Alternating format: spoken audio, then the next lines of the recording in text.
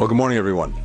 It's a great pleasure, both professional and personal, to welcome Penny, to welcome Richard, to welcome the entire team here for AUSMIN. I think we don't need much proof, but here's more evidence of it, that the United States and Australia get along swimmingly. We've seen that in Paris.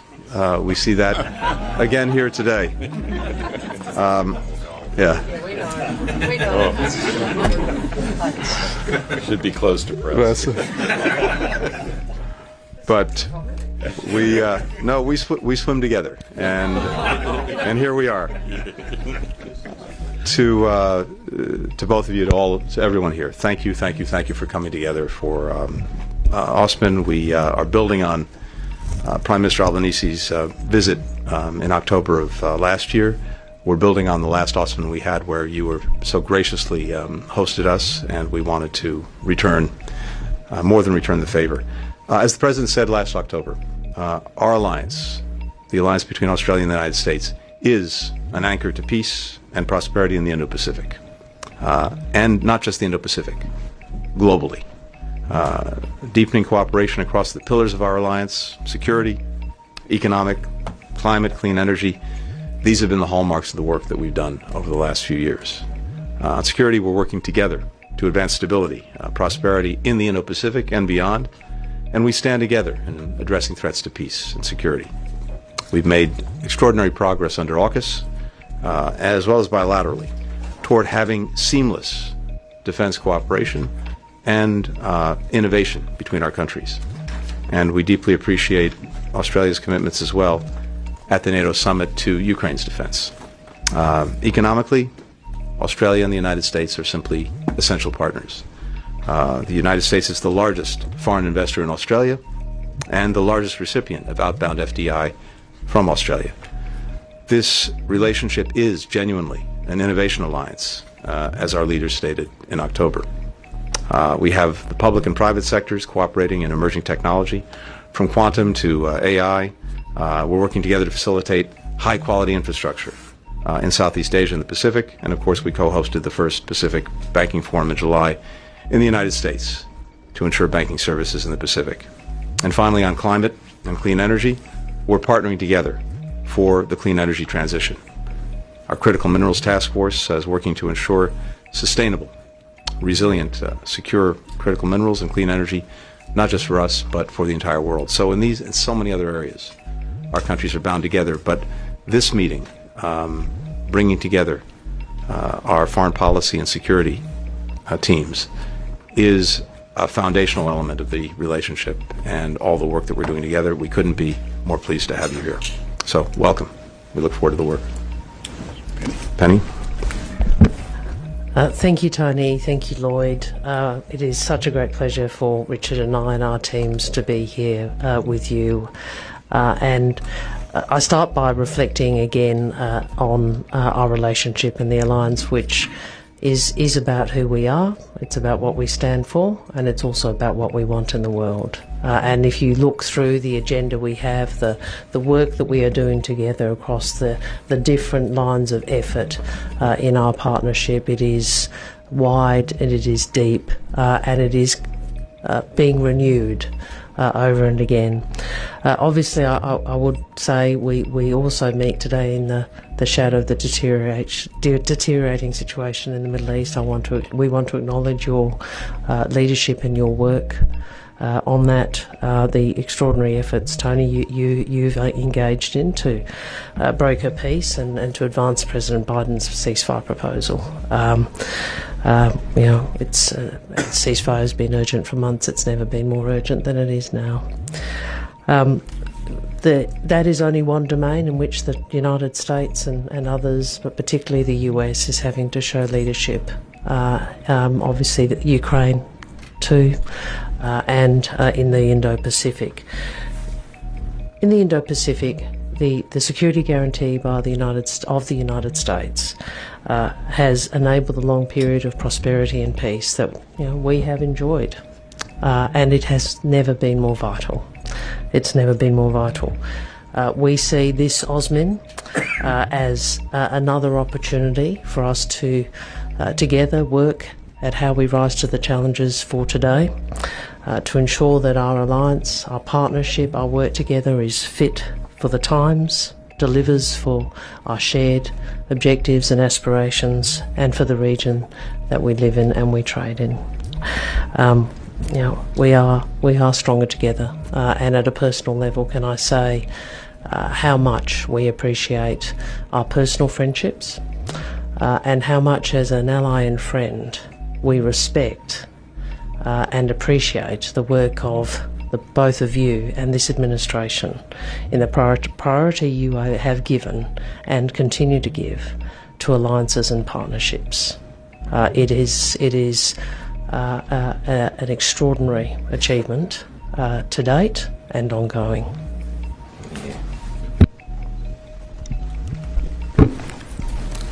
Thanks, Penny. Deputy Prime Minister Marles and Foreign Minister Wong, welcome to Annapolis. You can tell by looking at the faces of all these sailors in the room that they're delighted to be here at what they believe is the center of the universe. And welcome to the 34th Australia-U.S. Ministerial Consultations. And it's great to be here with my friend and colleague, Secretary Blinken. Thanks to the United States Naval Academy for hosting us. You know, this is our third AUSMIN together, and each time we've made historic strides and strengthened our alliance. And I'm confident that we'll continue to deliver today. We're poised to advance major force posture initiatives. We'll take steps to deepen our defense industrial cooperation on co-development, co-production, and co-sustainment. And that includes supporting Australia's guided weapons and explosive ordnance enterprise. We'll also identify new opportunities with like-minded allies and partners, including Japan, India, and the Philippines. For more than a century, the United States and Australia have worked shoulder to shoulder. Australia remains an indispensable ally. We're working together today to tackle shared security challenges, from coercive behavior by the PRC to Russia's war of choice against Ukraine, to the turmoil in the Middle East. And I know that this year's AUSMIN will deliver results for both of our peoples. And so, Richard and Penny, thanks for making the trip, and I look forward to some great discussions. Well, thank you, Lloyd. Thank you, Tony. It's great for Penny and I to be here. Great to be here at the Naval Academy. We have a new Chief of Defence Force since when we last met you. Admiral Johnson is the first Admiral, first member of the Navy to be our Chief of Defence Force for quite some time. So as we are experiencing a Navy takeover of our Defence Force, it feels particularly apt that we are here at Annapolis. This is the 34th AUSMIN. It's the third that the four of us have had the honour of being the custodians of. And as we meet today, when we think about the last couple of years in which we've been working so closely together, it really has been a period of intense activity but intense achievement. I mean, we now have a pathway forward in terms of Australia acquiring a nuclear-powered submarine capability from the United States and the United Kingdom under the banner of AUKUS, and we're making progress in terms of AUKUS Pillar 2 as well. If you look at the force posture of the United States on the Australian continent, we've seen a growth in the marine rotation in Darwin. We look forward in the coming years to the submarine rotational force in Perth.